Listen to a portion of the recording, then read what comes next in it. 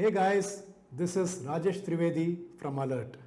Alert is an NGO that works towards a better emergency response ecosystem, marching steadily towards the goal set for it by the former President of India, Dr. APJ Abdul Kalam, who said, train one in every family in emergency care. Imagine you are in the middle of a freeway or a highway and you witness an accident. Or imagine you are at your home or the workplace and having food and you see that suddenly somebody chokes. Or just imagine you are out to play a game and you see that suddenly somebody collapses. These things happen in our daily life, isn't it so? When it happens, rather than being helpless bystander, what is it that you and I can do? What is it that you can do to ensure that the situation becomes favorable to put the victim onto the path of recovery?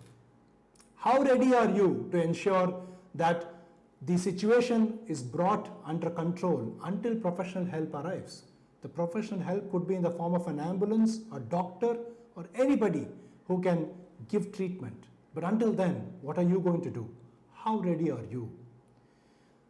The readiness is all about how can you be a catalyst to ensure that until professional help arrives, you can take care of those few things that need to be taken care of.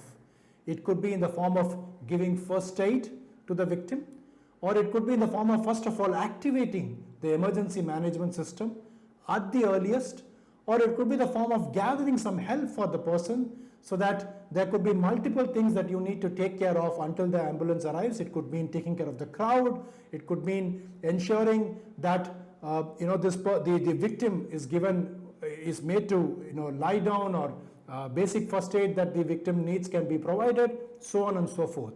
So there are fundamentally two things you can do, or you and I or any lay person can do to ensure that the golden hour is taken care of. And those are readiness and response.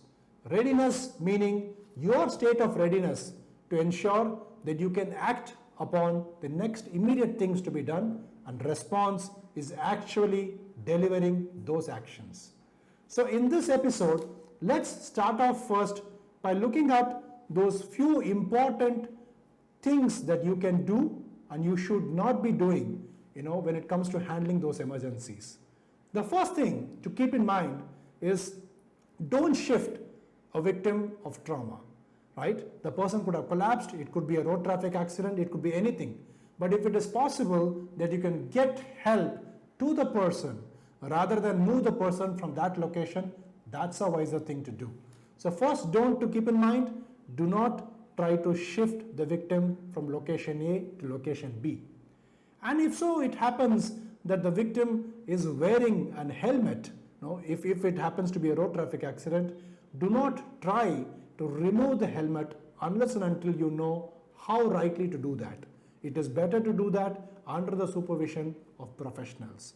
For the simple fact that the helmet is protecting the most important organ of the body, which is your brain, and at the same time it is sitting on top of a most sensitive part of your body, which is your spinal column. The third most important thing that you should not do is to ensure that you do not provide water or any liquid or any fluid to the victim who is unconscious. You could probably end up endangering the situation even more by giving water or fluid to a person who is not even responding to basic stimuli. So the person is unconscious, do not give him anything to drink or any fluid, for that matter, even water. Look out for a doctor or a first responder, right? It could happen that within the crowd, who has probably come over there, you could have a doctor or a first responder who is more qualified than you to help. So look out, watch out. When you ask for help, check whether if there is a doctor available, if there is a first responder available, then take his or her help. The important next thing to do is to ensure that the ambulance is called, the emergency management system is activated. The sooner you are going to activate the emergency management system, the sooner the system is going to respond to ensure the ambulance arrives on time. It could take 2 minutes, it could take 3 minutes, it could take 9 minutes, it could take 10 minutes, depending upon the situation, depending on the geography, so on and so forth. But earliest activation of it is going to make a sea difference to the survival of the victim. The last thing that you need to keep in mind, if at all there is a victim in front of you and he is bleeding, is to ensure that you can stop the bleed. Stop the blood from getting out of the body.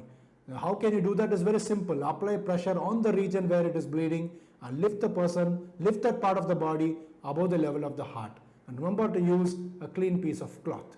We are going to be seeing all of this a little more in detail, but these are 6 things you might want to always remember to do when you are at a scene of an emergency, no matter whatever the cause of it is. So you certainly have a role to play in an emergency, and when you play that to T, you are increasing the chances of survival of that victim. So you sure know now that you certainly have a role to play to save a life that is endangered because of an emergency in front of you. But it is very natural, right? When I say stop bleeding, so there is blood coming out. When I say there could be a crowd you need to manage, there could be inhibitions, there could be fears. And what kind of fears are those? It could be fear about how am I going to really handle this crowd? How am I overcome my own fear of blood? So on and so forth. And many a times there are inhibitions also caused because of the systems that are around that may or may not be very encouraging to come forward and help. So these are very, very natural, ain't it so? It is. So in the upcoming episode, we will address all of this for you. So until then, stay tuned.